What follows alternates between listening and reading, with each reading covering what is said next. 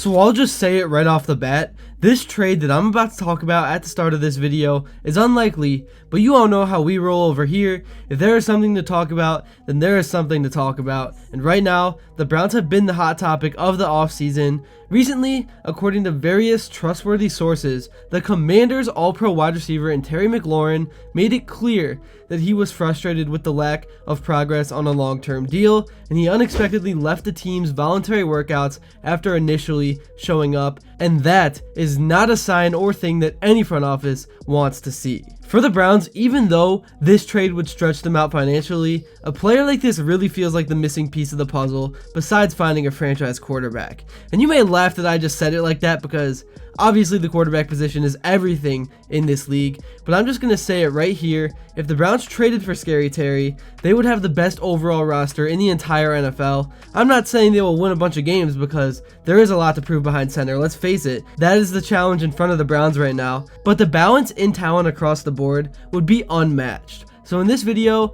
I want to talk about what a potential trade could look like. There's actually a few other players linked to the Browns right now as well, and I want to talk about any news and rumors going on with this team. But before I begin, I would really appreciate it if you would drop a like and subscribe. It only takes 5 seconds, plus you can always change your mind. We are on the road to 60,000 subscribers, and with your support, I believe that we can get there super fast. Alright, so let's get right into the swing of things. Let's talk a bit about Terry Mclaurin. He of course has earned himself the nickname Scary Terry. He's a former Ohio State Buckeye, and even though he isn't a 1,000-yard guy, and you might say, why on earth would the Commanders trade him after the season and run they just had? This is the NFL. Skill position players move quick and go in and out more than ever before. Teams are always looking to be proactive and position themselves for the future, no matter how they can, while still addressing to the present team.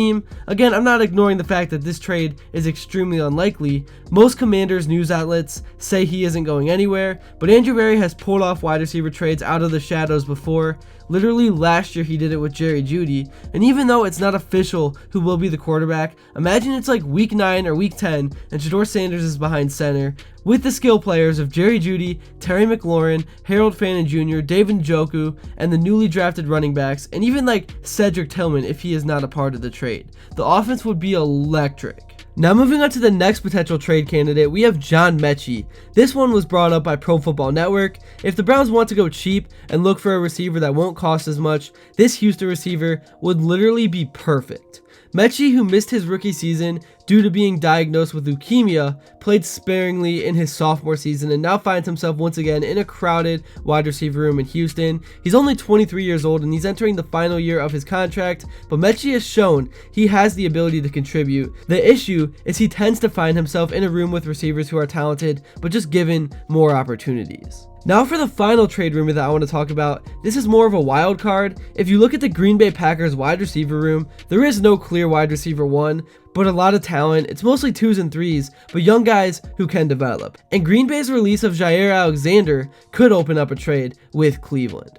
The Packers recently drafted wide receivers Matthew Golden with their 1st round pick out of Texas and Savion Williams with their 3rd round pick out of TCU. Those picks have made others in the room a bit expendable, and Romeo Doubs has been the topic of conversation of a potential trade target. Doubs has struggled to find a role in Green Bay's offense, but when he's been on the field, he has shown the ability to contribute. However, at this point in his career, Doubs is better off being a number 2 option than a reliable 1st. Doubs has shown improvement, but would Green Bay be willing to part ways with him if teams come calling? I think so. It might be expensive for the Browns to obtain him, but again, Berry has been willing to be proactive. The issue when it comes to getting Romeo Doubs is that he's entering the last year of his rookie contract, or would he have to earn it and potentially leave in free agency if he were to have a huge year? It's possible. Doubs is someone to keep an eye on for the next month. So now that I have stated my current 3 trade candidates, I have a task for you guys. In the comments below, let me know what player you would like Andrew Berry to trade for, or if you think a trade is even necessary at all. Some people really do believe that Cedric Tillman can step into his new wide receiver 2 role, but me personally, I would love for the Browns to have another guy, not even to slight against the capabilities of Cedric, but with Deontay Johnson, Woods, and Thrash behind, I would love for the Browns to at least add one more layer to the mix that I feel more confident in. But again, I'm not in like panic mode because of what the Browns have at tight end in David Njoku and Fannin, who they drafted from Bowling Green. And I think Njoku with some consistency behind center could be the most productive tight end in the entire league.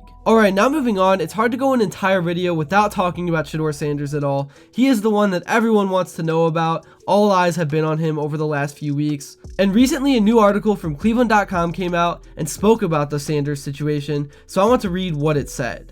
After a bit of a slow start in spring practices, Sanders has come on strong over the past 2 weeks with plenty of completions, touchdown passes, and grasp of the scheme. Granted, he's still the 4th team quarterback and has a long way to go, but he's made significant strides during recent organized team activities and the mandatory minicamp, remaining very much alive in the competition.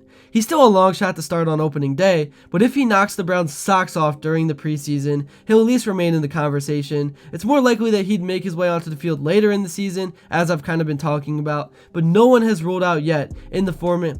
But no one has been ruled out yet in the 4-man competition among veterans, Kenny Pickett and Joe Flacco, and the rookies in Dillon Gabriel, and then of course Sanders himself. As the Browns wrapped up mandatory minicamp this week and began their 5-week break until training camp in late July, the job remains wide open, with Pickett and Flacco having an edge by virtue of their experience. In the case of Sanders, he excelled in spring practices from the snap until the end of the play, making good reads, releasing the ball quickly, and delivering it with his trademark accuracy.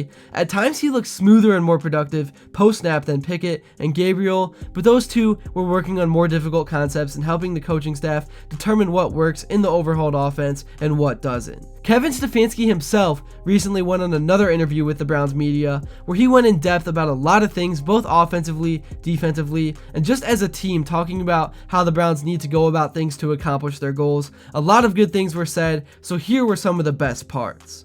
You guys have been at work here for a while now. Did you get done what you wanted to get done? We did. Yeah, I'll tell you what, I was very impressed, have been impressed with this group of guys. They're working like crazy, whether it's what we're doing in the weight room with them, what we're doing in the meeting rooms, out on the field. I have not gotten pushback from anybody. I mean, just it's a really good group. And listen, every single year, as we all know, these teams are different. 2025 team's totally different than the team before. Of course, there's guys that are a part of both, but yeah, these guys are they understand the work that needs to be put in, and man, it's been impressive to watch. Every single guy that we've had come through here who's a veteran has, without any sort of differing, talked about the different tone that they've noticed here. How conscious were you about making that? And what is that for the fans? What does that mean when they say that? Well, I mean, we won 3 games last year, so you better have a different tone, is the way I look at it. And, you know, you come off of last year and you reflect and you think about things that we absolutely have to do differently. And ultimately it starts right with me. And there are things that I have to provide this football team, and that can be in schematic ways, that can be in ways we do things, who we ask to do what. It's really all of the above. So I hope it feels different. It better, because we understand what's in front of us. So yeah, a lot of really good stuff. That's all I have to say for this video. Thank you all so much if you made it to this point. Let me know once again in the comments below what player you want the Browns to trade for right now the most, and also what you would like to see next. And until then, I will see you all later.